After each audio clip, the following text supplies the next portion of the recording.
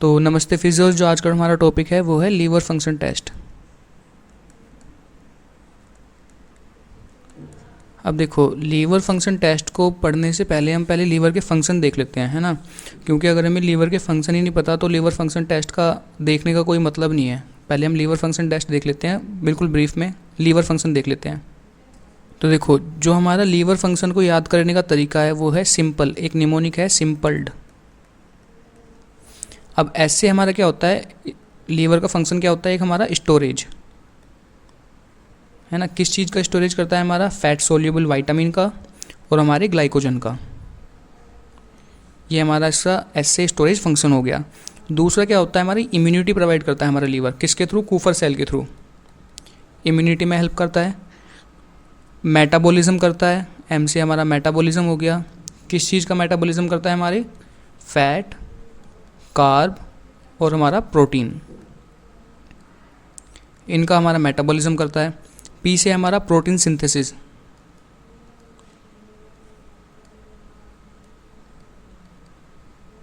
कौन कौन से प्रोटीन हमारे? एल्बुमिन और ग्लोबुलिन। एल से हमारा क्या होगा? लिपिड और कोलेस्ट्रॉल सिंथेसिस। हमारा लिपिड भी और कोलेस्ट्रॉल भी लीवर बनाता है। ई से क्या होगा हमारा? Excretion of bile. डी से डिटॉक्सिफिकेशन। तो देखो, ये हमारे मेजर फंक्शन होते हैं किसके? लीवर के। और भी फंक्शन होते हैं, जैसे कि हमारा क्लोटिंग फैक्टर में हेल्प करता है। क्लोटिंग फैक्टर को प्रोड्यूस करता है हमारा लीवर, लेकिन इसकी बात हम अभी नहीं करेंगे। ये मेजर फंक्शन होते हैं और इन्हीं चीज़ को हम देखते हैं एलएफटी में। अब देखो, एलएफटी में हमारे कुछ कंपोनेंट होते हैं। पहले उनके बारे में मैं एक लाइन में बता दूं, फिर उसके बाद एक एक करके उनको डिटेल में देखेंगे। तो पहले आते हैं हमारे लीवर एंजाइम। तो देखो, जो पहले लीवर कंपोनेंट में आता है वो आते हैं हमारे लीवर एंजाइम। लीवर एंजाइम जो कि बहुत ज़्यादा इंपॉर्टेंट होते हैं हमारे एलएफटी की रिपोर्ट में। अब ये क्या इंडिकेट करते हैं हमारे? ये मार्कर होते हैं हमारे लीवर सेल इंजरी के, marker of liver cell damage, है ना। अब इसका क्या मतलब हुआ? अगर ये एंजाइम हमारे इंक्रीज होते हैं तो क्या इंडिकेट करता है हमारा कि भाई लीवर में हमारी कोई इंजरी हुई है। अब वो कैसे आते हैं हमारे ब्लड में, ये हम देखेंगे। तो पहले हम एंजाइम देखेंगे, फिर उनका इंक्रीज डिक्रीज क्यों होते हैं वो देखेंगे, इनका सिग्निफिकेंस क्या है वो देखेंगे। एंड में जाके जब हमारे लीवर के सारे कंपोनेंट हो जाएंगे फिर हम रिपोर्ट इंटरप्रिटेट करेंगे, है ना। तो पहले एक एक करके चलते हैं। अब देखो, जो पहला लीवर का एंजाइम होता है हमारा वो होता है SGPT, और इसका दूसरा नाम क्या होता है? ALT। SGPT की फुल फॉर्म क्या हुई हमारी? Serum glutamate pyruvate transaminase. ये हमारी हुई SGPT की फुल फॉर्म। ALT क्या हुआ हमारा? ALT की फुल फॉर्म होगी हमारी एलानाइन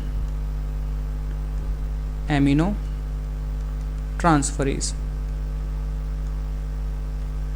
ठीक है, ये हो गया हमारा SGPT और ALT। अब इनकी सिग्निफिकेंस देखते हैं हम क्या होती है। भाई हमें ये पता लग गया कि हमारी लीवर के एंजाइम है। इनकी नॉर्मल रेंज भी बता देता हूँ मैं।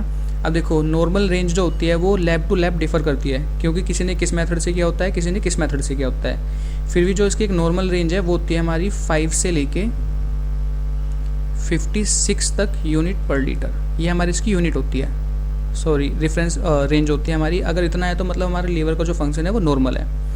अभी एक और चीज़ देख लेते हैं, इसके साथ साथ चलता है हमारा दूसरा जो एंजाइम होता है वो होता है SGOT या फिर AST। SGOT या फिर AST, इसको भी देख लेते हैं। तो देखो, जो हमारा SGOT या फिर AST होती है, इसकी फुल फॉर्म क्या होती है हमारी? ये होता है सीरम ग्लूटामेट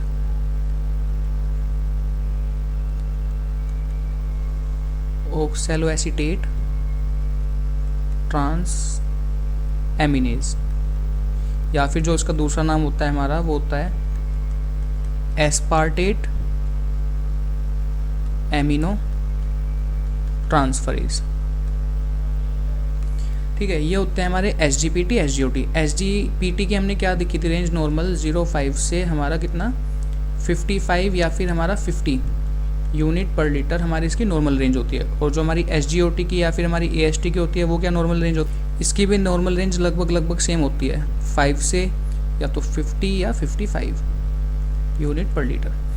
अब देखो इनका सिग्निफिकेंस क्या है हमारे लिए। अगर हम लीवर स्पेसिफिक देखें तो एस जी पी टी ज़्यादा इंपॉर्टेंस देता है। एस जी पी टी क्यों?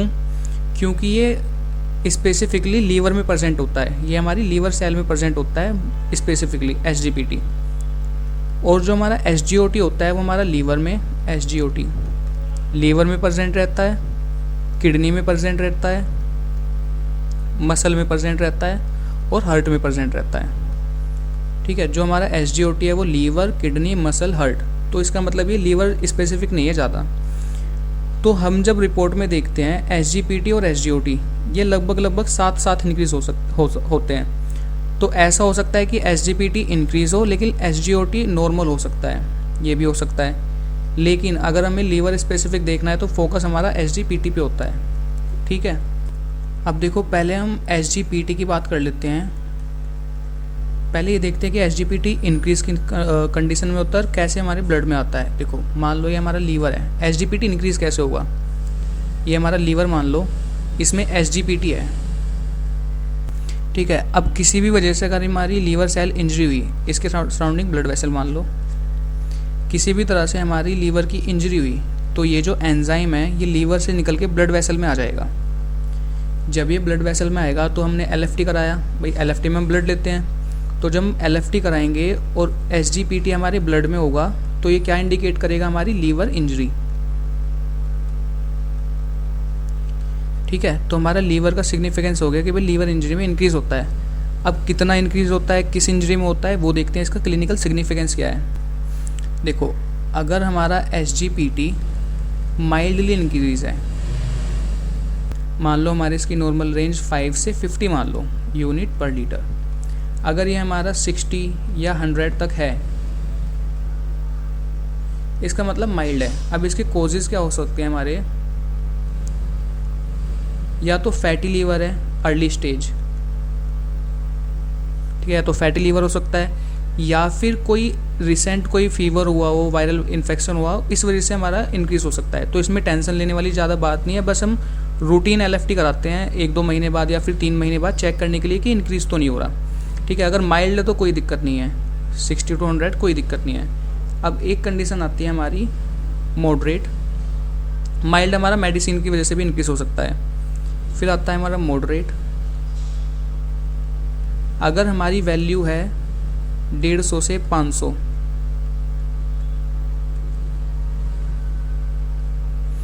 ठीक है, ये क्या इंडिकेट करता है, या तो अल्कोहल यूज़ करता है कोई पेशेंट जिसको है ये अल्कोहल लेता है, या फिर वायरल हेपेटाइटिस है।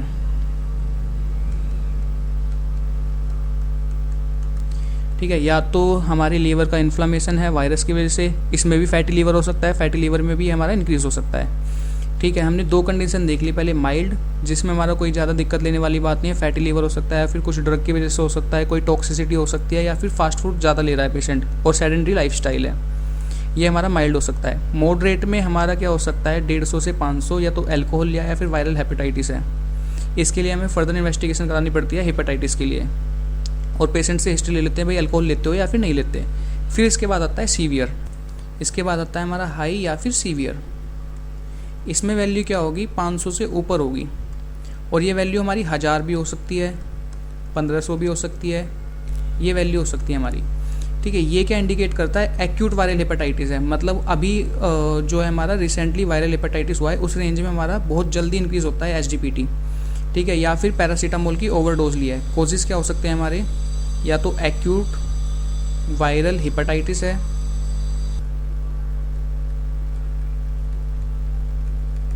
या फिर कोई ड्रग का ओवरडोज हुआ है, ड्रग ओवरडोज, जैसे हमारा पैरासीटामोल हो सकता है, या कोई और ड्रग हो सकती है उसकी टॉक्सिसिटी से हुआ है ना। या फिर हमारा क्या हो सकता है, इसमें एक और कंडीशन आती है इंजरी।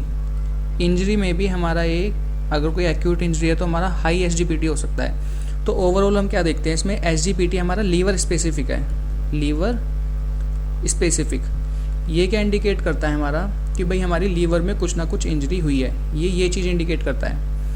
कैसे हुई है, क्यों हुई है, ये हम पेशेंट की हिस्ट्री लेंगे। भाई अगर वो बताता है कि मैं ज़्यादा अल्कोहल लेता हूँ तो हम एक बार को सोच सकते हैं हाँ भाई अल्कोहल की वजह से लीवर डैमेज हो रहा है, अल्कोहलिक फैटी लीवर मान सकते हैं हम। या फिर वो ये बोलता है कि भाई मुझे बहुत दिनों से फटीक महसूस हो रहा है, फीवर हुआ था, ये सब कंडीशन देता है, वायरल कंडीशन देता है हमें, तो हम सोच सकते हैं कि भाई वायरल हेपेटाइटिस हो सकता है। उसके लिए हम फर्दर इन्वेस्टिगेशन कराते हैं हेपेटाइटिस के लिए, या फिर हम फाइब्रो स्कैन कराते हैं कि भाई फाइब्रोसिस तो नहीं हो गया लीवर में, ये सब। अब जो हमारा दूसरा एंजाइम आता है वो आता है SGOT। अब देखो ये लीवर स्पेसिफिक नहीं है, ये हमारा लीवर में भी होता है, मसल में भी होता है, किडनी में भी होता है और हमारे हार्ट में भी होता है। लेकिन इसमें एक चीज़ याद रखना, SGOT में अगर हमारा SGOT इंक्रीज है लेकिन SGPT से इंक्रीज, दोनों है SGPT भी SGOT भी, लेकिन SGOT SGPT से इंक्रीज है तो ये इंडिकेट करता है अल्कोहल डिजीज़ को, पेशेंट अल्कोहल ले रहा है, ये इंडिकेट करता है। आगे भी देखिए हम जो GGT एंजाइम है ना, वो भी इसी चीज़ के लिए है कि देखने के लिए भाई ऑब्स्ट्रक्शन तो नहीं है या फिर अल्कोहल यूज़ तो नहीं कर रहा है ना, वो हम आगे देखेंगे। लेकिन ये बात याद रखना, जो SGOT होता है वो लीवर, अगर हमारा कोई पेशेंट अल्कोहल ले रहा है तो उसमें इंक्रीज़ होगा। भाई लीवर इंजरी में तो SGOT SGPT दोनों इंक्रीज़ हो सकते हैं, लेकिन SGPT ज़्यादा स्पेसिफिक है तो ये ज़्यादा इंक्रीज़ होता है। एक मिनट। तो भाई हमारा SGPT ज़्यादा स्पेसिफिक है तो ये ज़्यादा इंक्रीज़ होता है, लेकिन अल्कोहल वाले में SGOT ज़्यादा इंक्रीज़ होगा। अभी अगर कन्फ्यूज़न हो रहा हो तो जब हम इंटरप्रेट करेंगे ना लैब रिपोर्ट्स को तो समझ में आ जाएगा। बस इतना याद रखो, SGPT SGOT लीवर की इंजरी में इंक्रीज़ होते हैं। अब वो हमारी माइल्ड भी हो सकती है, मॉडरेट भी हो सकती है, सीवियर भी हो सकती है। अगर माइल्ड है तो कुछ नंबर इंक्रीज़ होंगे, जैसे हमारा 10, 20, 30। अगर मॉडरेट है तो इससे ज़्यादा होंगे, अगर सीवियर है तो बहुत ज़्यादा होंगे। अब हमारा SGOT का फंक्शन देखते हैं। हमने देखा ये लीवर में होता है, मसल में होता है, किडनी में होता है और हार्ट में होता है। अब देखो, अगर लीवर LFT में रिपोर्ट सारी नॉर्मल है लेकिन सिर्फ SGOT बढ़ा हुआ है, इसका मतलब ये, और हम पेशेंट हिस्ट्री देता है कि भाई मैं अभी बहुत दिनों बाद मैंने जिम स्टार्ट किया है, एक्सरसाइज वगैरह की थी कल, तो मैंने सोच लिया रूटीन टेस्ट करा लेता हूँ एक बार LFT का। तो वो क्या इंडिकेट करता है, वो मसल, देखो जब जिम किया तो मसल ब्रेक डाउन हो गया, मसल फाइबर, तो उसकी वजह से हमारा SGOT इंक्रीज़ हो सकता है। ये चीज़ ये इंडिकेट करती है पहली। दूसरा पेशेंट क्या बोल सकता है कि बस को हार्ट की प्रॉब्लम है, मायोकार्डियल इंफार्क्शन हुआ था अभी कुछ दिन पहले, तो मैंने LFT भी करा लिया तो SGOT इंक्रीज़ हुआ है। तो ये कंडीशन हार्ट की वजह से भी हो सकती है, किडनी की वजह से भी हो सकती है ऐसे ही। तो हमारा अगर लीवर देखना हो तो SGPT भी देखना पड़ेगा, SGPT भी देखना पड़ेगा, SGOT भी। स्पेसिफिक क्यों है SGPT मोर स्पेसिफिक है लीवर के लिए, तो हमें ये ज़्यादा इंपॉर्टेंट देता है। ठीक है, पहले हमने लीवर एंजाइम देख लिए, अब इसकी रेंज भी देख लेते हैं। देखो इसकी भी रेंज होती है हमारी 5 से 50 यूनिट पर लीटर। क्लिनिकल सिग्निफिकेंस क्या है हमारा इसका,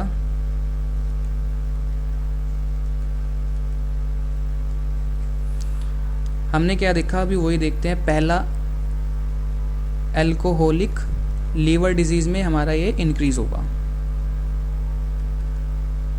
पहली चीज।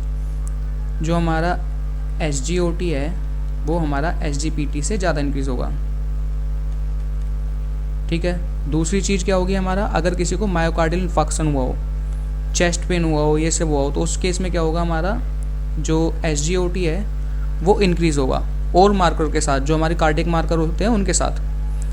हमारा कोई मसल इंजरी हुई हो, मसल इंजरी या तो एक्सरसाइज की हो बहुत दिनों बाद, सीवियर अच्छी खासी एक्सरसाइज की हो, या फिर कोई ट्रॉमा हुआ हो, है ना, उस केस में हमारा ये इंक्रीज होगा। दूसरा क्या होगा हमारा, वो तो हमें पता ही है लीवर के लिए, अगर भाई हमारा हेपेटाइटिस हुआ है, लीवर इन्फ्लामेशन हुआ है, उसमें दोनों SGPT ज़्यादा इंक्रीज होगा, SGPT और SGOT ये दोनों इंक्रीज होंगे, लेकिन SGPT ज़्यादा इंक्रीज होगा, है ना। ये हमने पढ़ लिया SGPT और SGOT के बारे में। अब पढ़ते हैं हम दूसरे एंजाइम, जो हमारी रिपोर्ट इंटरप्रिटेशन है वो आगे करेंगे लास्ट में। तो देखो जो हमारे दूसरे एंजाइम होते हैं वो होते हैं हमारे कोलेस्टेटिक एंजाइम।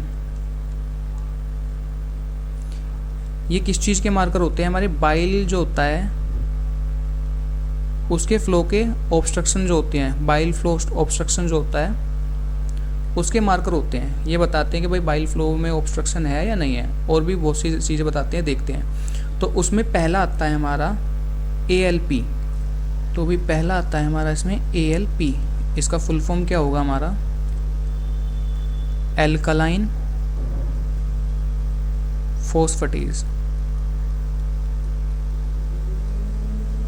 अब देखो जो इसकी नॉर्मल रेंज होती है, नॉर्मल रेंज वो होती है हमारी 40 से 130 यूनिट पर लीटर।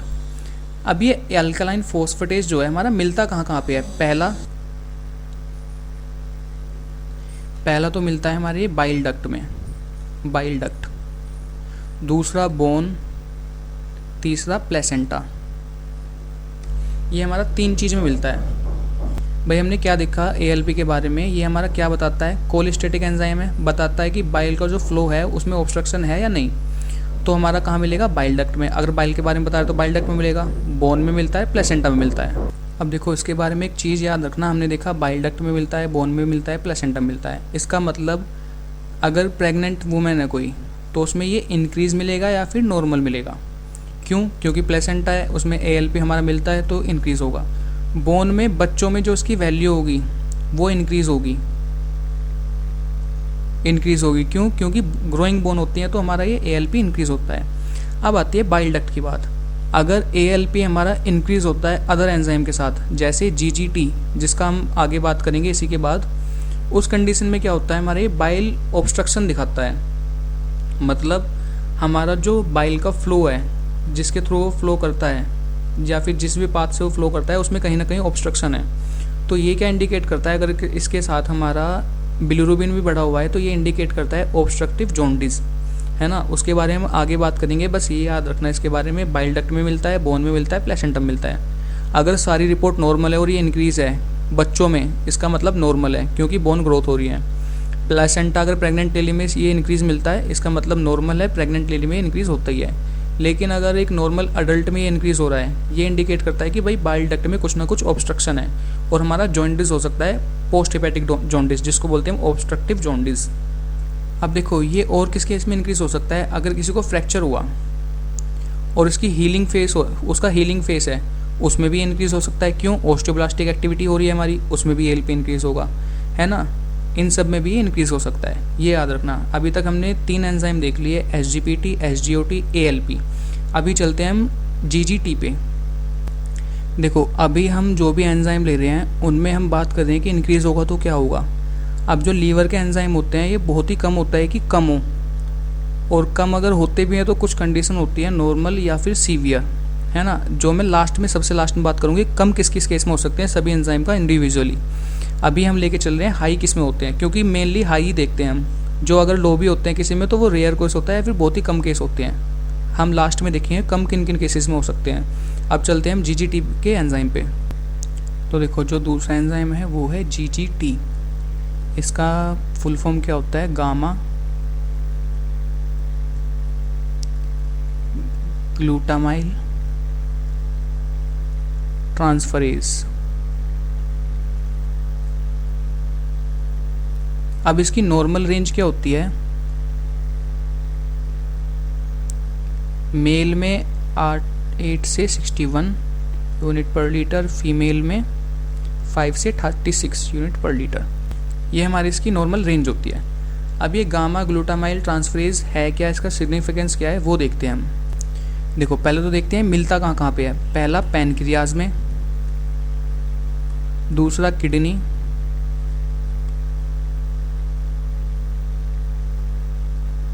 तीसरा हमारा लीवर और बाइल डक्ट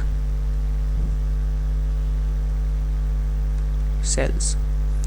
अब देखो इसमें भी, अब मिलता तो पैनक्रिया किडनी में भी है, लेकिन जो हाईएस्ट अमाउंट होता है इसका वो हमारा लीवर और बाइल डक्ट में होता है। हाईएस्ट जो हमारा अमाउंट होगा वो लीवर और बाइल डक्ट में होगा।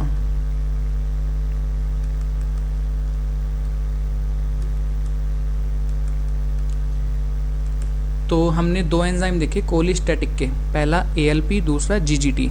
इसका मतलब क्या बताता है? अगर हमारा कुछ भी ऑब्स्ट्रक्शन है बाइल के फ्लो में तो ये हमारे एंजाइम इंक्रीज हो सकते हैं। लेकिन अगर सिर्फ हमारा ALP इंक्रीज है और हमारी जो भी लीवर की रिपोर्ट है वो नॉर्मल है सारी, जैसे SGPT SGOT ये सब नॉर्मल है, बिलिरुबिन वगैरह, तो वो क्या इंडिकेट करता है हमारा, या तो वो बच्चे की रिपोर्ट है, या फिर प्रेग्नेंट लेडी की है, या फिर किसी को फ्रैक्चर हुआ है वो हील हो रहा है ना, ये इंडिकेट करता है। लेकिन अगर हमारा GGT इंक्रीज़ होता है, अगर हमारा GGT इंक्रीज़ होता है तो सीधा सीधा इंडिकेट करता है अल्कोहल टॉक्सिसिटी। ये कंफर्म कर देता है बिल्कुल कि भाई जो भी पेशेंट हमारे पास आए, भले ही हमारे SGOT SGPT नॉर्मल हो, लेकिन अगर हमारा GGT इंक्रीज़ है तो ये अल्कोहल टॉक्सिसिटी, अल्कोहल इनटेक को कंफर्म कर देता है ना। GGT हमारी अल्कोहल को इंटेक को कंफर्म कर देता है, भाई जो भी रिपोर्ट लेके आया LFT की, जिसकी भी रिपोर्ट है वो अल्कोहल ले रहा है, ये GGT हमारा कंफर्म कर देता है, भले ही उसमें हमारा SGPT या फिर SGOT नॉर्मली क्यों ना हो। या फिर पहली कंडीशन हो गई हमारी अल्कोहल। दूसरा क्या हो सकता है, ड्रग टॉक्सिसिटी हो सकती है, ड्रग टॉक्सिसिटी। अब लेकिन ड्रग टॉक्सिसिटी हुई तो हमारी SGPT SGOT नॉर्मल होंगे, वो लीवर पे भी इफेक्ट डालेंगे। और क्या हो सकता है हमारा, बाइल ऑब्स्ट्रक्शन हो सकता है, क्योंकि हमारा कौन सा एंजाइम है ये, कोलिस्टैटिक एंजाइम, तो हमारा कोलिस्टैसिस हो सकता है, block bile duct with increase ALP। इसमें हमारा ALP और GGT दोनों इंक्रीज होंगे, तो हमारा क्या बताता है कि भाई ऑब्स्ट्रक्शन है कहीं ना कहीं बाइल फ्लो में। या फिर पेशेंट को ऑब्स्ट्रक्टिव जॉन्डिस भी हो सकता है, जैसे अगर किसी को गोल स्टोन वगैरह हो तो उसको ऑब्स्ट्रक्टिव जॉन्डिस होता है ना। तो अभी तक हमने 2 एंजाइम देख लिए, पहले हमारी लीवर एंजाइम जिसमें SGPT जो लीवर स्पेसिफिक है, SGOT जो हमारा अल्कोहल से रिलेटेड है, मतलब अल्कोहल वाले में ज़्यादा इंक्रीज होगा SGPT से। कोई भी इंजरी होगी लीवर की, भले ही वो हमारे फैटी लीवर हो या फिर हमारा वायरल इन्फेक्शन हो, हेपेटाइटिस हो, टॉक्सिसिटी हो, तो हमारे ये 2 एंजाइम जरूर इंक्रीज़ होंगे। ऐसा हो सकता है कि SGPT ज़्यादा इंक्रीज़ हो वायरल इन्फेक्शन में, टॉक्सिसिटी में, इन सब में, लेकिन SGOT अल्कोहल में इंक्रीज़ होगा। ठीक है, पहली चीज़ देख ली हमने। दूसरा कौन सा देखिए, हमारे कोलिस्टैटिक एंजाइम जो बताते हैं, कोलिस्टैसिस मतलब हमारे जो बताते हैं कि कहीं जो बाइल है उसमें ऑब्स्ट्रक्शन तो नहीं है। उसमें कौन सा हो गया हमारा, ALP हो गया और हमारा GGT हो गया। अब अगर सिर्फ ALP बढ़ा हुआ है, बाकी सब रिपोर्ट नॉर्मल है, ये इंडिकेट करता है या तो भाई ग्रोइंग बच्चा है या फिर हमारा फ्रैक्चर हील हो रहा है, क्योंकि हमारा बोन में मिलता है, प्लेसेंटा में मिलता है और लीवर में मिलता है। लीवर में भी किसमें, बाइल डक्ट में, बाइल डक्ट सेल में। तो ये इंडिकेट करता है कि सारी रिपोर्ट नॉर्मल है, ALP इंक्रीज है, या तो प्रेग्नेंट वुमेन की रिपोर्ट है ये, या फिर किसी बच्चे की रिपोर्ट है, या फिर किसी को जो बोन में फ्रैक्चर हुआ था वो हील हो रहा है। अगर हमारा ALP के साथ GGT भी इंक्रीज है, इसका मतलब लीवर में कुछ ना कुछ दिक्कत है ना। अगर ये दोनों इंक्रीज हैं, इसका मतलब लीवर में कुछ ना कुछ दिक्कत है, या तो अल्कोहल की वजह से कुछ ना कुछ दिक्कत है, या फिर ड्रग टॉक्सिसिटी हुई है एक्सेट्रा, ये सब हो सकती है हमारी कंडीशन, है ना। हमने देखा था भाई GGT क्या बताता है, हमारा अल्कोहल बताता है कि अल्कोहल पेशेंट ले रहा है या नहीं ले रहा, ये इंक्रीज़ होगा पक्का, भले ही हमारे SGPT या SGOT नॉर्मली क्यों ना हो। अगर ये इंक्रीज़ है ना सिर्फ GGT, ये हमारा सीधा सीधा इंडिकेट करता है पेशेंट हमारा कुछ ना कुछ अल्कोहल ले रहा है। अब देखो ये जो हमने एंजाइम की बात की ना अभी तक, जैसे SGPT SGOT ALP और हमारा GGT, ये नॉर्मली इंक्रीज ही होते हैं ज़्यादातर रिपोर्ट में। लेकिन अगर ये किसी पेशेंट की रिपोर्ट में हमें कम मिलते हैं तो वो क्या इंडिकेट करता है, देखो वो क्या इंडिकेट करता है, या तो उस पेशेंट को सीवियर लीवर सीरियोसिस है, मतलब लीवर बिल्कुल डैमेज हो चुका है, उसमें सारे एंजाइम गए, अब लीवर में कुछ नहीं बचा, तो हमारे ये सारे एंजाइम डिक्रीज हो जाएंगे, SGPT SGOT ALP GGT। ठीक है, पहली कंडीशन तो ये हो सकती है। दूसरी क्या हो सकती है, जो पेशेंट है वो माल न्यूट्रिशन है, माल नरिश्ड है। माल नरिश्ड कैसे, अब भाई देखो ये एंजाइम है, एंजाइम क्या होते हैं हमारे, प्रोटीन होते हैं। तो अगर माल नरिश्ड होगा तो प्रोटीन नहीं ले रहा होगा, खाना पीना ठीक से नहीं खा रहा होगा, तो एंजाइम डिक्रीज हो जाएंगे, ठीक है, कम हो जाएंगे। लेकिन सिर्फ रिपोर्ट से देख के नहीं बताएंगे भाई माल नरिश्ड हो या फिर लीवर सीरियोसिस हो गया, उसके लिए हम फाइब्रो स्कैन कराते हैं लीवर के लिए, या फिर अल्ट्रासाउंड कराते हैं। ठीक है, माल नरिश्ड हो सकता है, या फिर कोई हमारा विटामिन जिंक डेफिशिएंसी हो सकती है, कोई हमारे B6 की डेफिशिएंसी हो सकती है, विटामिन B6 की डेफिशिएंसी हो सकती है, और भी ऐसी बहुत सारी कंडीशन है जिसमें माल नरिशमेंट होता है ना। जैसे हमारी कोई इन्फ्लामेटरी बाउल डिजीज़ हो गई, अब इन्फ्लामेटरी बाउल डिजीज़ हुई तो उसमें क्या होगा, जो भी खाना पीना खाएगा वो डाइजेस्ट नहीं होगा, एब्जॉर्ब नहीं होगा। अब जब वो एब्जॉर्ब नहीं होगा तो बॉडी में जाएगा नहीं, लीवर में नहीं जाएगा, मेटाबॉलिज्म नहीं होगा, उसके बाद क्या होगा, मालनरिशमेंट होगा। तो इन कंडीशन में ये चारों एंजाइम डिक्रीज हो सकते हैं। अब हम बात करते हैं लीवर प्रोटीन जो बनाता है, एल्बुमिन और ग्लोबुलिन। अब देखो प्रोटीन देखते हैं हम, पहले आता है एल्बुमिन। एल्बुमिन इसकी नॉर्मल रेंज क्या होती है, 3.5 से 6 ग्राम पर डेसीलीटर। ठीक है, अब इसका फंक्शन क्या होता है हमारा, इसका फंक्शन होता है पहला एब्जॉर्बर की तरह काम करता है। एब्जॉर्बर, इसको याद रखना, एब्जॉर्बर और एम्बुलेंस। मतलब एब्जॉर्बर मतलब क्या होता है, ये हमारे मेंटेन करता है ऑन ऑस्मोटिक प्रेशर को। अब ऑस्मोटिक प्रेशर हमारा पता ही होगा, हमारी ब्लड वेसल है, ये हमारा इंटरस्टिशियल फ्लूइड है। अगर हमारे ब्लड में एल्बुमिन नहीं होगा तो जो इंटरस्टिशियल फ्लूइड है एक्स्ट्रा, वो हमारी ब्लड वेसल में नहीं जाएगा। अब अगर ब्लड वेसल में नहीं जाएगा तो क्या होगा, हमारा इंटरस्टिशियल फ्लूइड ज़्यादा इकट्ठा होना स्टार्ट हो जाएगा, उसकी वजह से क्या होगा, एडिमा। तो कभी भी देखना जिसको एल्बुमिन की डेफिशिएंसी होगी, वो किसी भी वजह से हो, या फिर माल नरिश्ड हो, किडनी फेलियर हो, कुछ भी हो, उसको एडिमा मिलेगा ज़रूर। वो भी कौन सा, पिटिंग एडिमा।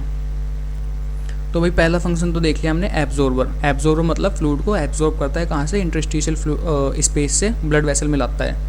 पहला एल्बुमिन का फंक्शन हो गया ये। दूसरा होता है एम्बुलेंस। एम्बुलेंस मतलब ये कैरी करता है, क्या क्या कैरी करता है हमारा, ये हार्मोन को कैरी करता है, ठीक है, ड्रग्स को कैरी करता है, calcium, bilirubin, fatty acid, calcium, bilirubin, fatty acid को कैरी करता है, ये ट्रांसपोर्ट करता है। तो एम्बुलेंस का क्या काम होता है, हमारा पेशेंट को लेते हैं और हॉस्पिटल ले जाते हैं। ऐसे ही एल्बुमिन क्या करता है, जो भी हार्मोन होंगे, ड्रग होगी, कैल्शियम होगा, बिलिरुबिन होगा, फैटी एसिड होगा, उनको ट्रांसपोर्ट करता है। ठीक है, तो हमारा एल्बुमिन का हमने फंक्शन देख लिया, नॉर्मल रेंज देख ली। अब इसका सिग्निफिकेंस देखते हैं, ये कम किस कंडीशन में हो सकता है। देखो एल्बुमिन जो होता है वो यूजुअली कम ही होता है, ज़्यादा नहीं होता। अगर किसी कंडीशन में एल्बुमिन हमें ज़्यादा दिख रहा है, बाकी रिपोर्ट नॉर्मल है, तो वो डिहाइड्रेशन बता सकती है। क्यों कि भाई प्लाज्मा हमारा डिक्रीज़ हो गया, वाटर बॉडी से कम हो गया, तो जो एल्बुमिन का कॉन्सेंट्रेशन था वो इंक्रीज़ हो गया, तो हमारा डिहाइड्रेशन में इंक्रीज़ हो सकता है। अब देखते हैं कम किस कंडीशन में हो सकता है। देखो पहला आता है हमारा क्रोनिक लीवर डिजीज़।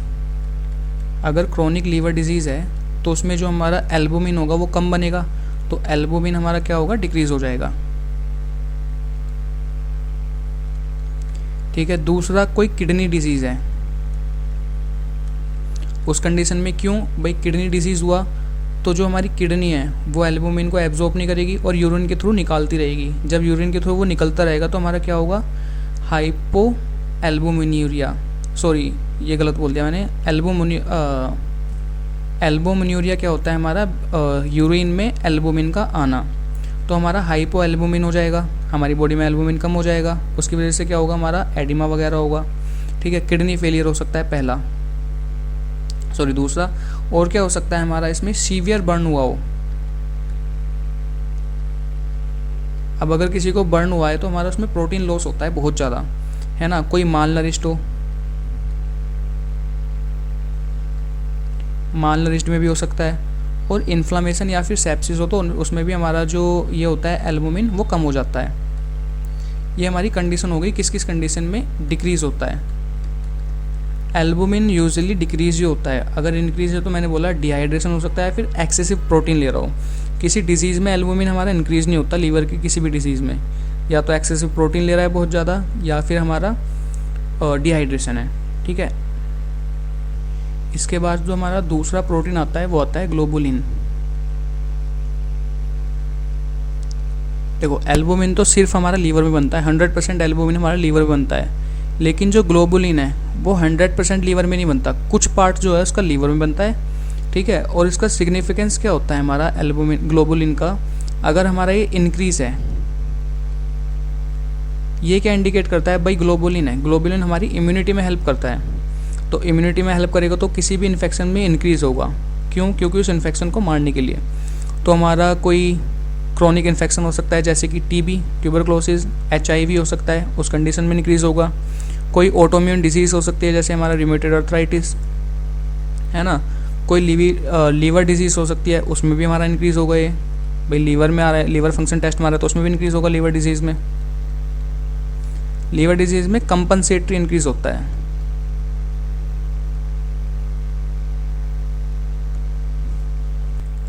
अब ये कंपनसेटरी इंक्रीज से क्या मतलब है भाई, हमारा कोई लीवर डिजीज़ हुई, कोई भी क्रोनिक है ना, उसमें एल्बुमिन हमारा कम हो गया। अब हमारा प्लाज्मा का ऑनकोटिक प्रेशर कौन देखेगा, उसको देखने के लिए अब हमारा एल्बुमिन तो डिक्रीज हो गया। ऑनकोटिक प्रेशर देखने के लिए हमारा क्या करता है, जो हमारा ग्लोबुलिन है वो इंक्रीज होता है। इसी चीज़ को बोलते हैं हम कंपनसेटरी इंक्रीज। अब ये तो देख लिया हमने कि इंक्रीज किस कंडीशन में होगा, ये डिक्रीज किस कंडीशन में हो सकता है। देखो वही बात फिर से, किडनी डिजीज़ हो सकती है भाई, किडनी क्या कर रही है, एब्जॉर्ब नहीं कर पा रही है, उसको यूरिन में निकाल रही है, किडनी डिजीज़ हो सकती है, कोई किडनी फेलियर, ठीक है, रीनल फेलियर हो सकता है हमारा, इम्यूनो डेफिशिएंसी हो सकती है, और हमारा क्या हो सकता है, लीवर फेलियर, क्योंकि लीवर भी बनाता है ना कुछ पार्ट, डिक्रीज हो जाएगा हमारा synthesis of globulin. In condition में हमारा डिक्रीज हो सकता है। देखो अभी शायद ऐसा लग रहा हो कि थ्योरी पढ़ रहे हैं, जब हम इंटरप्रेट करेंगे ना लीवर की रिपोर्ट को, तब हमें ज़्यादा अच्छे से समझ में आएगा। अभी हमारा मेन फोकस क्या है, हमें ये देखना है कि किस कंडीशन में इंक्रीज हो सकता है, किस कंडीशन में डिक्रीज हो सकता है, और किसका क्या सिग्निफिकेंस है। तो अब आता है हमारा एजी रेशो, एल्बुमिन और ग्लोबुलिन रेशो। तो देखो ये दो कंडीशन हो सकती है, या तो ये कम होगा या ज़्यादा होगा। पहले देखते हैं कम में क्या होगा। इसकी नॉर्मल रेंज कितनी होती है हमारी, 1 से लेके 2 नॉर्मल रेंज। अगर हमारा 1 से कम है इसका रेशो, तो कॉजेज क्या हो सकते हैं, एल्बुमिन डिक्रीज है, कंडीशन क्या हो सकती है, क्रोनिक लीवर डिजीज, या फिर renal failure. Chronic liver disease में क्या, सीरियोसिस, ठीक है, और ग्लोबुलिन इंक्रीज है। एजी रेशो अगर डिक्रीज है, अब देखो एजी रेशो में क्या होता है, एल्बुमिन हमेशा हाई रहेगा, हमेशा नॉर्मल कंडीशन में, लेकिन अगर इसका रेशो कम है तो एल्बुमिन डिक्रीज होगा और ग्लोबुलिन हाई होगा। ग्लोबुलिन हाई किस किस कंडीशन में हो सकता है हमारा, देखो या तो कंपनसेटरी हो, एल्बुमिन डिक्रीज है तो ग्लोबुलिन हाई है, कंपनसेटरी ऑस्मोटिक प्रेशर मेंटेन करने के लिए, या फिर कोई क्रोनिक इन्फेक्शन हो, या तो कंपनसेटरी हो सकता है हमारा, या फिर क्या हो सकता है, क्रोनिक इन्फेक्शन, जैसे हमारा टीबी हो गया, ट्यूबरक्लोसिस, एचआईवी हो गया, ठीक है, रूमेटिक अर्थराइटिस हो गया, सिस्टमिक लूपस एरिथ्मेटस हो गया, माइलोमा हो गया, ये सब। तो ये हो गया हमारा एजी डिक्रीज किस किस में हो सकता है। अब देखते हैं इंक्रीज किस कंडीशन में हो सकता है। अगर हमारा एल्बुमिन और ग्लोबुलिन रेशो हाई है, 2 से या फिर 2.5 से ज़्यादा है, तो इसके कॉजेज़ क्या हो सकते हैं हमारे, पहले कॉजेज़ देखते हैं। हमारा ग्लोबुलिन डिक्रीज़ होगा, जाहिर सी बात है, अगर हाई है, हमने क्या देखा था, एल्बुमिन हमेशा नॉर्मल रिपोर्ट में ज़्यादा होता है। अगर इसका रेशो और ज़्यादा हो गया, इसका मतलब हमारा एल्बुमिन इंक्रीज़ हो गया और ग्लोबुलिन डिक्रीज़ हो गया। क्या कंडीशन हो सकती है, या तो हमारा इम्यून डेफिशिएंसी हो, इम्यून डेफिशिएंसी, ठीक है, या फिर ब्लड कैंसर हो सकता है, जैसे कि हमारा ल्यूकेमिया, ये सब हो सकता है। और इसमें क्या होगा, हमारा एल्बुमिन डिक्रीज होगा। वैसे नॉर्मली नहीं होता, रेयर होता है। तो हमारा क्या कोज हो सकता है, डिहाइड्रेशन। ये हमारा एल्बुमिन ग्लोबुलिन रेशो होता है। अब लास्ट में आता है हमारा बिलिरुबिन, उसके बाद फिर हम रिपोर्ट इंटरप्रेट करेंगे। देखो बिलिरुबिन क्या होता है, ये एक येलो ग्रीन पिगमेंट होता है। कैसे बनता है, जो हमारी आरबीसी है, जब इसका ब्रेक डाउन होता है हमारी स्प्लीन में, मान लो हमारा आरबीसी के स्प्लीन में ब्रेक डाउन हुआ, ठीक है, ये आरबीसी टूट गई। अभी हमारी 2 पार्ट में, अब हमारा हीमोग्लोबिन बनेगा, इसके बाद हीमोग्लोबिन निकलेगा। अब ये हीमोग्लोबिन 2 पार्ट में डिवाइड हो जाएगा, पहला हीम, दूसरा ग्लोबुलिन। अब ये ग्लोबुलिन तो हो जाएगा रिसाइकल, ठीक है। अब हीम के बाद क्या बनेगा, इसमें कुछ एंजाइम वगैरह की प्रोसेस होगा, उसके बाद क्या होगा हमारा, इसमें बिलिरुबिन बनेगा। ये बिलिरुबिन बना। अब जो ये बिलिरुबिन हमारा ब्लड में है, बिलिरुबिन बना, ये ब्लड में है, इसको बोलते हैं हम इनडायरेक्ट या फिर अनकॉन्जुगेटेड। ये हमारा इनडायरेक्ट बिलिरुबिन हुआ जो ब्लड में है। फिर ये बिलिरुबिन जाएगा हमारे लीवर में। अब जब ये बिलिरुबिन हमारे लीवर में गया तो कुछ एंजाइम प्रोसेस फिर से हुआ। उसके बाद अब जो हमारा देखो लीवर में गया, कुछ एंजाइमेटिक प्रोसेस हुए, उसके बाद क्या हुआ, हमारा उसके बाद जब ये हमारा ब्लड में आया, ये होगा कॉन्जुगेटेड, मतलब डायरेक्ट बिलीरुबिन। लीवर से पहले ब्लड में जो है वो है इनडायरेक्ट बिलीरुबिन या फिर अनकॉन्जुगेटेड बिलीरुबिन। ये वाटर सोल्यूबल नहीं होता। जो डायरेक्ट होता है, लीवर में जाने के बाद एंजाइमेटिक प्रोसेस होता है, कॉन्जुगेशन होता है, उसके बाद बनता है हमारा कॉन्जुगेटेड बिलीरुबिन, डायरेक्ट बिलीरुबिन।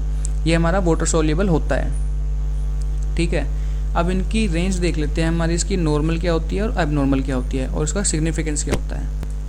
तो देखो, बिलीरुबिन पहले होता है हमारा टोटल, इसकी रेंज होती है 0.2 से 1.1 मिलीग्राम पर डेसीलीटर।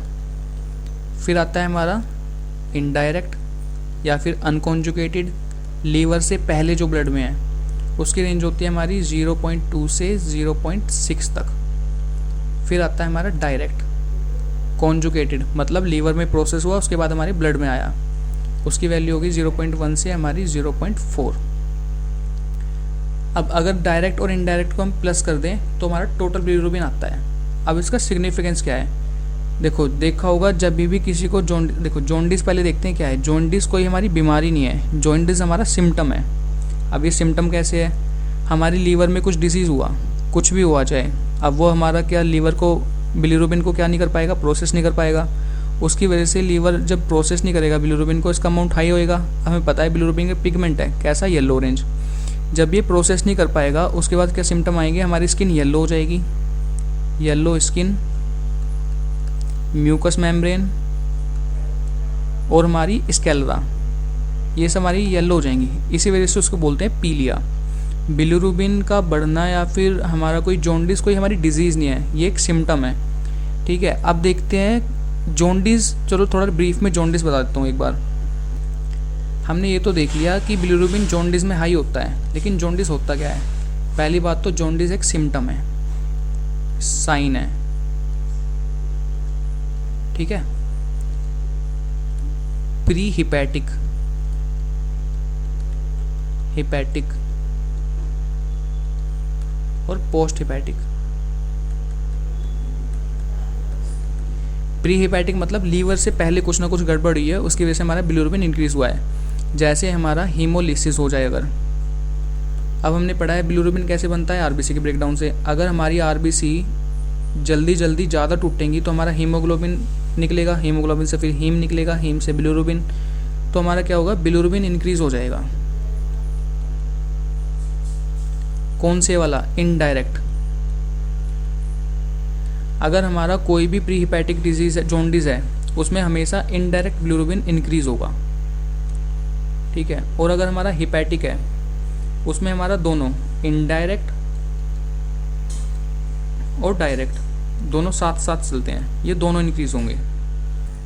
ऐसे ही हमारा पोस्ट हिपैटिक आता है, मतलब लीवर के बाद। अगर पोस्ट हिपैटिक है, इसका मतलब हमारा जो बाइल फ्लो है उसमें कुछ ना कुछ ऑब्स्ट्रक्शन है, तो इसमें हमारा दोनों डायरेक्ट इनडायरेक्ट भी इंक्रीज होंगे। प्लस हमने देखे थे ना एंजाइम ALP और GGT, ये भी इंक्रीज होंगे। तो ये क्या इंडिकेट करता है, अगर प्री हिपैटिक जॉन्डिस है तो सिर्फ इनडायरेक्ट या फिर स्लाइटली, बिल्कुल स्लाइटली डायरेक्ट हो सकता है, इनडायरेक्ट ज़्यादा इंक्रीज होगा अगर हमारा प्री हिपैटिक है। इसका मतलब हमें CBC रिपोर्ट भी करानी चाहिए। फिर उसके बाद क्या होगा, हिपैटिक। इसमें हमारा क्या होगा, हिपैटिक मतलब लीवर में कुछ ना कुछ दिक्कत है, SGPT और SGOT ये दोनों इंक्रीज होंगे, plus direct indirect bilirubin increase होगा। फिर पोस्ट हिपैटिक, इसका मतलब हमारे कहीं ना कहीं ऑब्स्ट्रक्शन है बाइल के फ्लो में, अब चाहे वो हमारा गोल ब्लैडर स्टोन हो या कुछ भी हो, उसमें हमारे इनडायरेक्ट डायरेक्ट दोनों इंक्रीज होंगे, प्लस ALP एल्कलाइन फॉस्फेटेज और हमारा GGT। हमने देखा था ना कोलिस्टेटिक एंजाइम है, ये दोनों भी इंक्रीज होंगे। तो ये चीज़ें कंफर्म कर देती हैं, अगर ये ALP और GGT इनडायरेक्ट डायरेक्ट इंक्रीज है तो ये इंडिकेट करती है हमारा कि भाई हमारा ऑब्स्ट्रक्शन है। अब जो प्री हिपैटिक होता है और हिपैटिक होता है, ये होता है मेडिकल जॉन्डिस, मतलब मेडिसिन से ठीक हो सकता है। पोस्ट हिपैटिक हमारा सर्जिकल जॉन्डिस होता है, इसको सर्जरी की नीड होती है। ठीक है, अब देखते हैं हम रिपोर्ट को इंटरप्रिटेट कैसे करते हैं। देखो पहले आया हमारा टोटल बिलीरुबिन कितना हुआ, 4.8 mg पर डेसीलीटर। हमारी इसकी नॉर्मल रेंज क्या है, 0.2 से 1.1 mg पर डेसीलीटर। अब देखो एक चीज़ और याद रखना, अगर हमारा बिलीरुबिन 1.1 से ज़्यादा है और 2 पॉइंट से कम है इसका मतलब वो सब क्लिनिकल जॉन्डिस है, मतलब उसे कोई साइन सिम्टम नहीं दिख रहे पेशेंट को, बस रिपोर्ट कराई तो उसमें आ गया। अगर 2 से ज़्यादा है, 2.5 या 3 ऐसे कुछ है, इसका मतलब हमें साइन सिम्टम दिखेंगे। टोटल बिलिरुबिन हमने देख लिया 4.8 mg पर डेसीलीटर है। अनकॉन्जुगेटेड इनडायरेक्ट मतलब लीवर से पहले जो ब्लड में है 4.2 mg पर डेसीलीटर। नॉर्मल कितना होना चाहिए? 0.2 से 0.6 mg पर डेसीलीटर। कॉन्जुगेटेड डायरेक्ट मतलब लीवर से प्रोसेस हुआ उसके बाद जो ब्लड में आया 0.6 mg पर डेसीलीटर। इसकी नॉर्मल रेंज क्या होती है? 0.1 से 0.4 mg पर डेसीलीटर। इसका मतलब सिर्फ स्लाइटली इंक्रीज है ये। बाकी हमारा ALT SGPT नॉर्मल है, SGOT नॉर्मल है, अल्कलाइन फॉस्फेट नॉर्मल है, एल्बुमिन नॉर्मल है, ठीक है। ग्लोबुलिन भी इसमें नॉर्मल होगा, टोटल प्रोटीन नॉर्मल है। इसका मतलब हमने क्या देखा कि भाई हमारा लीवर में कोई दिक्कत नहीं है, लीवर में तो कोई दिक्कत नहीं है जब ये सब नॉर्मल है। कॉन्जुगेटेड में लगभग नॉर्मल ही है, सिर्फ थोड़े 1-2 पॉइंट इंक्रीज़ है, लेकिन अनकॉन्जुगेटेड इंक्रीज़ है। इसका मतलब क्या हुआ? ये हमारा प्री हिपैटिक जॉन्डिस है। भाई पेशेंट को जॉन्डिस तो है, हमारा 1.1 से इंक्रीज़ है तो हमारा जॉन्डिस तो है, लेकिन प्री हिपैटिक है, मतलब लीवर में कोई दिक्कत नहीं है। हमारी जो RBC का ब्रेकडाउन है वो इंक्रीज़ हो गया।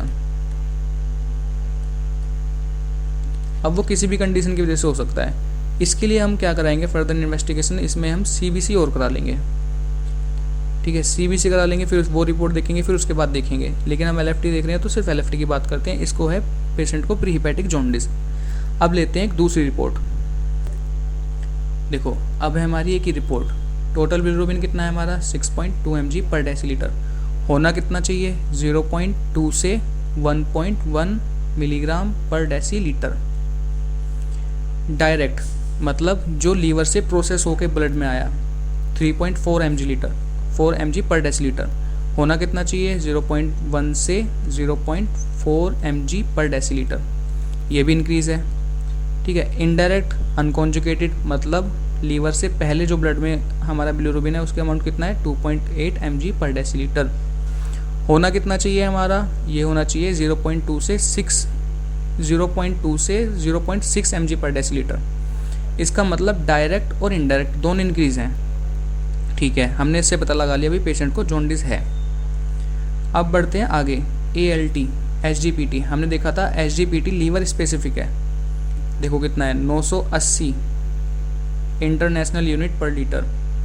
980 नॉर्मल कितना होना चाहिए हमारा? ये नॉर्मल होना चाहिए 5 से 50 इंटरनेशनल यूनिट या फिर हमारा यूनिट पर लीटर। अब हमने इससे क्या पता लगाया कि जॉन्डिस, हमें पता तो लग गया जॉन्डिस है, लेकिन इसका कोज सीधा सीधा दिख रहा है हमें कि भाई लीवर डैमेज है, लीवर में कुछ ना कुछ इंजरी हुई है, ठीक है। अब वो इंजरी किस वजह से हो सकती है? अब इतना अमाउंट है 980, हमारा भाई माइल्ड तो है नहीं, मॉडरेट से भी ऊपर है। ये क्या हो सकता है? या तो इसको हेपेटाइटिस हो, इस पेशेंट को हेपेटाइटिस हो सकता है पहली कंडीशन, या फिर ये अल्कोहल लेता होगा, ठीक है, या फिर इसको कुछ ना कुछ ड्रग टॉक्सिसिटी हुई है। अब ये पता लगेगा पेशेंट की हिस्ट्री से, या तो पक्का उसको हेपेटाइटिस हुआ है, ठीक है, वो बोल रहा है भाई मुझे लिथार्जी महसूस हो रहा है, कमजोरी लग रही है, फीवर आया था, ये सब वगैरह कंडीशन देगा।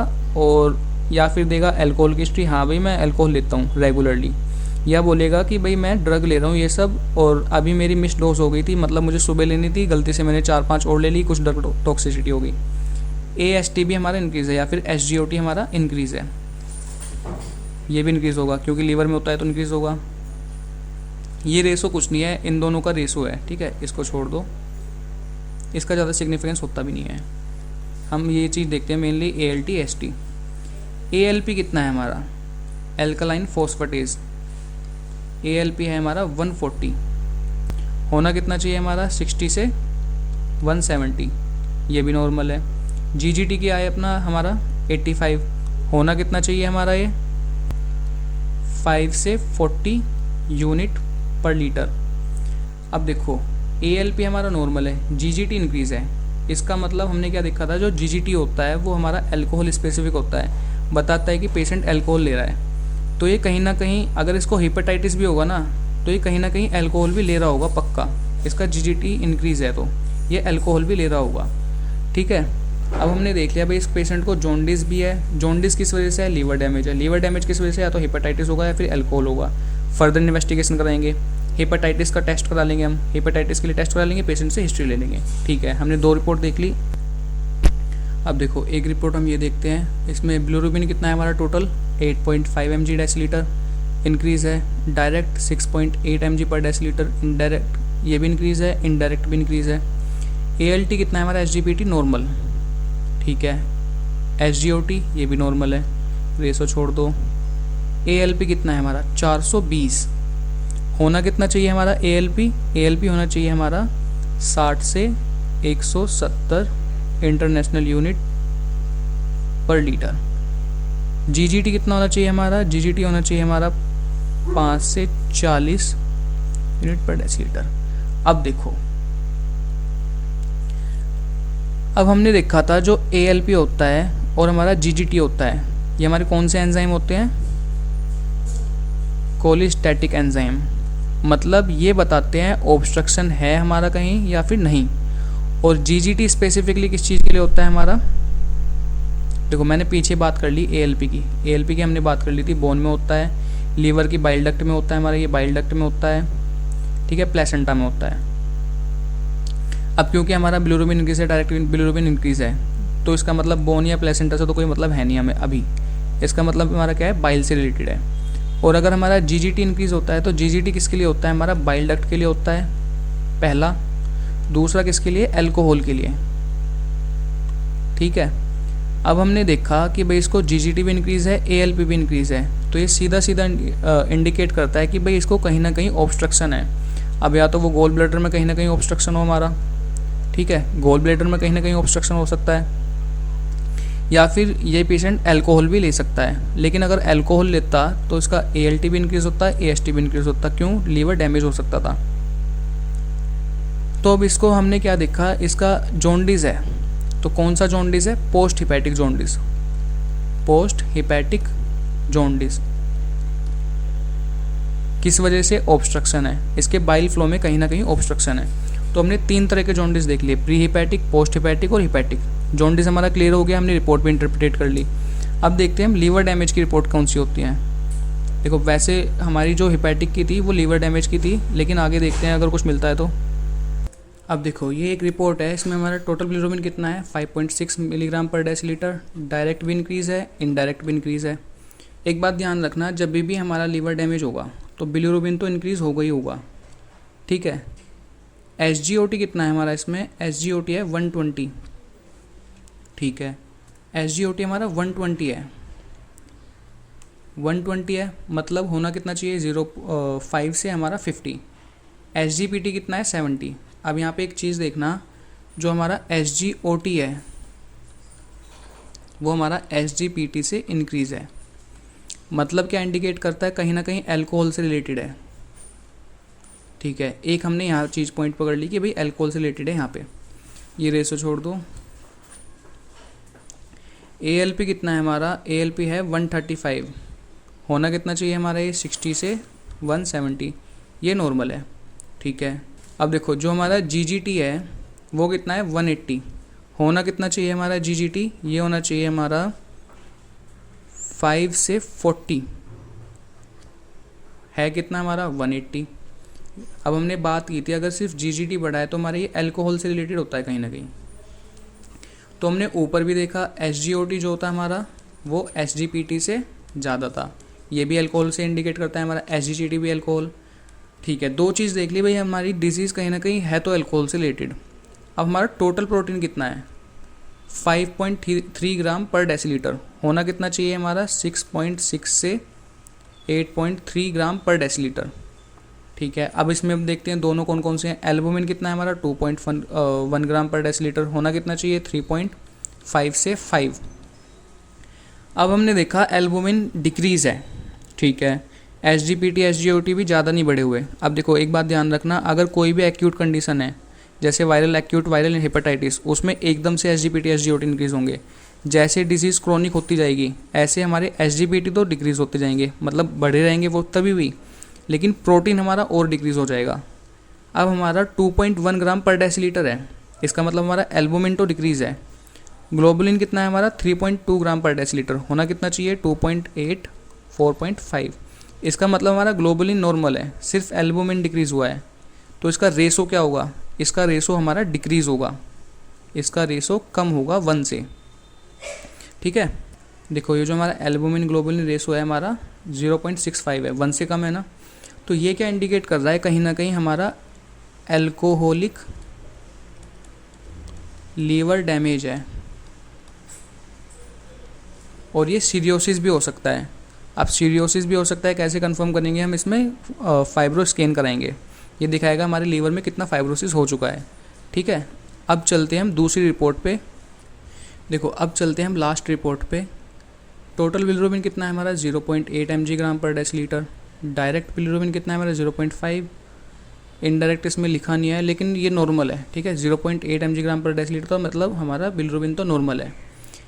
SGOT कितना है हमारा नॉर्मल है, SGPT नॉर्मल है, GGT नॉर्मल है, ALP एल्कालाइन फॉस्फेटेज 210 इंक्रीज़ है। टोटल प्रोटीन हमारा नॉर्मल है, एल्बुमिन नॉर्मल है, हमारा ग्लोबुलिन नॉर्मल है, रेशो हमारा नॉर्मल है।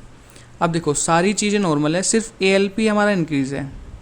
ये क्या इंडिकेट करता है, या तो किसी प्रेग्नेंट लेडी की रिपोर्ट है ये, ठीक है, या फिर किसी को फ्रैक्चर हुआ था उसकी हीलिंग है तो उसकी रिपोर्ट है, या फिर ये किसी बच्चे की रिपोर्ट है। ठीक है, ये 3 कंडीशन हो सकती हैं, या तो किसी प्रेग्नेंट लेडी की है, या फिर किसी बच्चे की है, या फिर किसी को फ्रैक्चर हुआ है वो हील हो रहा है तो उसकी है। ये इसका ये इंडिकेशन है। बाकी सारी रिपोर्ट नॉर्मल है, मतलब हमारा लीवर से कोई लेना देना नहीं है, वो लीवर नॉर्मल है हमारा, है ना। अब अगर यहाँ तक किसी को कुछ समझ नहीं आया हो तो एक समरी लिखता हूँ मैं, उस समरी में सारी कन्फ्यूज़न दूर हो जाएगी। अब देखो जो हमने पढ़ा वो देखते हैं अभी, बिल्कुल क्विक रिव्यू। पहले आता है हमारा लीवर एंजाइम, कौन कौन से होते हैं हमारे, SGPT और SGOT। अब अगर हमारे ये दोनों इंक्रीज़ हैं, SGPT SGOT से इंक्रीज़ है, इसका मतलब हमारा है दोनों इंक्रीज़, ठीक है, लेकिन SGPT SGOT से ज़्यादा इंक्रीज़ है, हमारा इंडिकेट करता है भाई हेपेटोसेलुलर इंजरी है। ये दोनों किस चीज़ में इंक्रीज़ होते हैं, इंक्रीज़ इन हेपेटोसेलुलर इंजरी। ठीक है, अब इनकी ग्रेडिंग होती है भाई, कुछ इंक्रीज़ है तो माइल्ड है, ज़्यादा है तो मॉडरेट, सीवियर है तो, अगर ज़्यादा ही है तो सीवियर। अब अगर हमारा SGOT दोनों इंक्रीज़ है अभी भी, लेकिन SGOT SGPT से ज़्यादा इंक्रीज़ है, ये इंडिकेट करता है एल्कोहलिक हेपेटोसेलुलर इंजरी। ठीक है, पहले हमने लीवर एंजाइम देख लिए, बिल्कुल सिंपल सी चीज़ है, ये याद रखना, अगर कुछ भी याद नहीं हुआ अभी तक तो ये चीज़ याद रखना। उसके बाद आता है हमारी कोलिस्टैटिक एंजाइम। सेकंड क्या पढ़ा हमने, कोलिस्टैटिक एंजाइम। ये क्या इंडिकेट करते हैं हमारी, ये इंडिकेट करते हैं बाइल फ्लो के ऑब्स्ट्रक्शन को।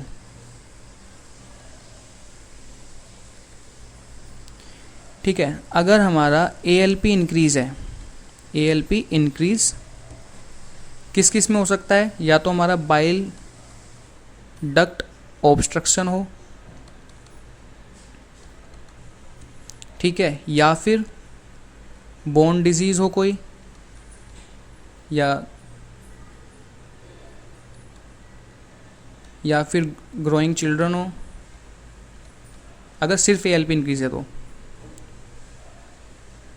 अगर बोन डिजीज़ और ग्रोइंग है तो सिर्फ ALP इंक्रीज़ होगा, और या फिर हमारा कोई प्रेगनेंसी हो किसी को तो सिर्फ ALP इंक्रीज़ होगा, बाकी हमारे नॉर्मल होंगे।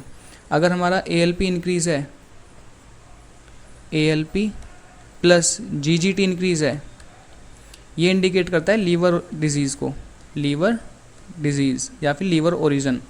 अब ALP भी इंक्रीज़ है, GGT भी इंक्रीज़ है, इसका मतलब क्या होगा हमारा, ये हमारी एल्कोहलिक कोई लीवर डिजीज़ है, या फिर हमारा बाइल में ऑब्स्ट्रक्शन है। ये तो कंफर्म करता है ALP अगर GGT इंक्रीज़ है तो बाइल में कहीं ना कहीं ऑब्स्ट्रक्शन है।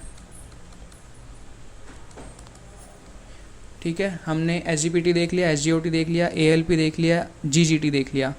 अब आते हैं दूसरे, अब आता है हमारा तीसरा क्या, बिलिरुबिन।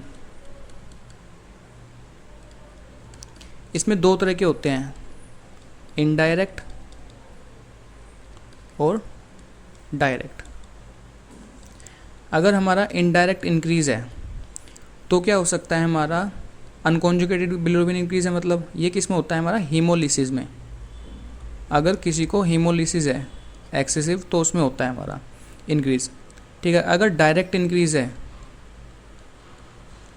इस केस में क्या होगा हमारा, ये डायरेक्ट इंक्रीज़ क्या इंडिकेट करता है हमारा, या तो कहीं ना कहीं ऑब्स्ट्रक्शन है, ठीक है। उसके साथ लेकिन अगर ऑब्स्ट्रक्शन है तो उसके साथ क्या इंक्रीज़ होगा, ALP और GGT, या फिर हमारा हिपैटोसेलुलर इंजरी है, ठीक है। देखो हम सारी चीज़ें एक साथ देख के चलते हैं, सिर्फ बिलिरुबिन देख के नहीं बताएंगे कि भाई प्री हिपैटिक है, पोस्ट हिपैटिक है या फिर हिपैटिक है, सिर्फ SGOT SGPT देख के नहीं बताएंगे, सिर्फ ALP GGT देख के नहीं बताएंगे, या फिर एल्बुमिन ग्लोबुलिन रेशो देख के नहीं बताएंगे। सारी चीज़ देखनी है क्या क्या किससे मैच हो रही है, तब हम एक जाके फाइनल क्लिनिकल कोरिलेशन बता दें, फिर सिम्टम के साथ वो भी, फिर फर्दर इन्वेस्टिगेशन करते हैं, जैसे हमारा फाइब्रोस्कैन वगैरह हो गया है ना, तो हमारा बिलिरुबिन भी हो गया। अब उसके बाद आता है हमारा सिंथेटिक फंक्शन, जैसे हमारा प्रोटीन का सिंथेसिस, उसमें क्या आएगा, हमारा एल्बुमिन लेते हैं, हमारे प्रोथ्रोम्बिन वगैरह नहीं ले रहे, PT टाइम वगैरह। तो फोर्थ फंक्शन क्या होगा हमारा इसमें, सिंथेटिक फंक्शन, जिसमें हमारा एल्बुमिन होगा, एल्बुमिन और ग्लोबुलिन। अब देखो एल्बुमिन हमने क्या देखा था, इंक्रीज सिर्फ ज़्यादातर डिहाइड्रेशन में होता है, फिर रेयर होता है डिहाइड्रेशन। डिक्रीज किस किस कंडीशन में होता है हमारा, पहला लीवर सीरियोसिस है, लीवर सीरियोसिस है हमारा, ठीक है। और क्या हो सकता है हमारा इसमें, माल न्यूट्रिशन डिक्रीज। और किस में हो सकता है हमारा, रीनल फेलियर में, प्रोटीन जो है हमारा एक्सक्रीट हो रहा है, रीनल से एब्जॉर्ब नहीं कर पा रही है हमारी किडनी, डाइट अच्छी नहीं है, या फिर हमारा कुछ ना कुछ बाउल में दिक्कत है, या फिर हमारा क्रोनिक लीवर डिजीज़ है जैसे हमारा सीरियोसिस। इन कंडीशन में हमारा डिक्रीज़ होता है। अब आती है बात ग्लोबुलिन की। ग्लोबुलिन किस में इंक्रीज़ होता है हमारा, क्रोनिक इन्फेक्शन में हमारा ये इंक्रीज़ होता है, क्रोनिक इन्फेक्शन। इसका ज़्यादा जो रोल जो होता है हमारा इम्यूनिटी में होता है। क्रोनिक इन्फेक्शन में हमारा इंक्रीज़ होगा, जैसे हमारा ट्यूबरक्लोसिस और हमारा rheumatoid arthritis, systemic lupus erythematosus, इन सब चीज़ों में इंक्रीज़ होगा। डिक्रीज़ किस में होगा हमारे, या तो ब्लड कैंसर है हमारा जिसको हम बोलते हैं ल्यूकेमिया, ठीक है, या फिर इम्यूनो डेफिशिएंसी है कंजेनाइटल, या फिर इम्यून सप्रेसेंट थेरेपी, ड्रग ले रहा है कोई स्टेरॉइड वगैरह, ये सब, इन सब चीज़ों में हमारे डिक्रीज़ होगा, ठीक है। अब हम इसका रेशो अगर निकाल लें, अगर हमारा एल्बुमिन डिक्रीज़ है और ग्लोबुलिन, एक मिनट में इसको साफ़ कर देता हूँ पहले। अब इसका रेशो देखते हैं हम एल्बुमिन और ग्लोबुलिन का। हमने देखा एल्बुमिन हमेशा हाई होता है ग्लोबुलिन से, नॉर्मल रिपोर्ट में भी। अगर हमारा एल्बुमिन डिक्रीज़ हो गया और ग्लोबुलिन या तो नॉर्मल है या फिर हाई है, तो इस कंडीशन में जो हमारा AG रेशो होगा वो हमारा क्या होगा, 1 से कम होगा। अगर हमारा एल्बुमिन नॉर्मल है या फिर हाई है और ग्लोबुलिन डिक्रीज़ है, इस कंडीशन में हमारा जो AG रेशो होगा वो 2 से ज़्यादा होगा, ठीक है। बस ये दिखाता है हमारा AG रेशो कि भाई एल्बुमिन, वही दिया है कि हमने एल्बुमिन देख लिया, ग्लोबुलिन देख लिया, अब उसको रेशो निकाल दिया, तो वही चीज़ यहाँ पे है। अब हमने जो हमारी लीवर की LFT फंक्शन टेस्ट है उसके लगभग सारी चीज़ देख ली, सारे टेस्ट देख लिए, सिग्निफिकेंस देख लिया, ALT का क्या है, AST का क्या है, ALP का क्या है, GGT का क्या है, प्रोटीन कितने होते हैं, और हमारा AG रेशो क्या होता है, बिलिरुबिन क्या होता है। तो अब अगर हम प्रैक्टिस करेंगे ना, देखो जब तक प्रैक्टिस नहीं करेंगे जब तक समझ नहीं आएगा क्या पढ़ा। अभी अगर पढ़ भी लिया तो भूल जाएंगे, अब इसको प्रैक्टिस करेंगे तो धीरे धीरे आ जाएगा। तो बस LFT का हमारा इतना